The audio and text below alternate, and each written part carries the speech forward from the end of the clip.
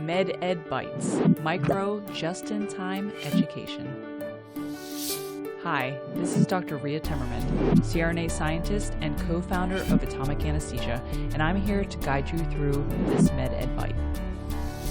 For this byte, we're exploring the current evidence supporting the use of neuromonitoring devices, such as the BIS monitor, to decrease the incidence of perioperative neurocognitive decline.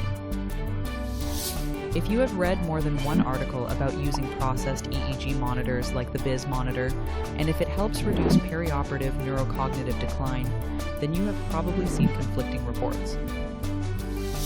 Some articles show that using the device to guide or customize the anesthetic makes a difference in how well patients recover after anesthesia and surgery, but some do not.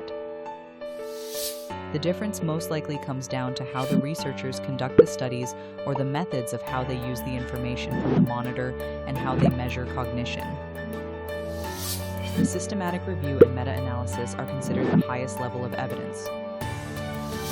When authors use standardized procedures like the PRISMA, preferred reporting items for systematic reviews and meta-analyses, guidelines for conducting the meta-analysis, the quality of the study is substantiated. A recent meta-analysis on the topic of PEEG used to reduce POND was published in the British Journal of Anesthesia in 2023. Matthew Sumner and his group followed PRISMA and found that optimizing the depth of anesthesia using PEEG monitors can reduce the incidence of perioperative delirium in trials reporting adherence to protocol or manufacturer's guidelines and reduce POCD at 3 months by keeping the value in the optimal general anesthesia range. This study began by screening over 5,600 articles and ultimately evaluated 4 of these that fit a combination of vigorous neurocognitive testing for POND, utilized PEEG, and measured the patients at 1 week, about 12 weeks, and at 1 year. But there have also been negative studies, like the Engages trial in 2019, where the BIS-guided group experienced more delirium than the usual care unguided group.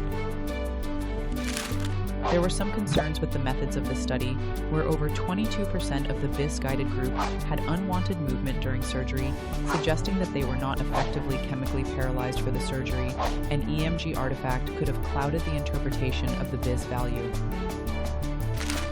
While conflicting studies can make takeaways confusing, burst suppression or low BIS values is directly associated with perioperative neurocognitive disorders like delirium. The BIS monitor conveniently provides the suppression ratio. This value is the percentage of time in the last 63 seconds where the EEG was isoelectric. There is also a suppression time which counts the amount of time the EEG was isoelectric.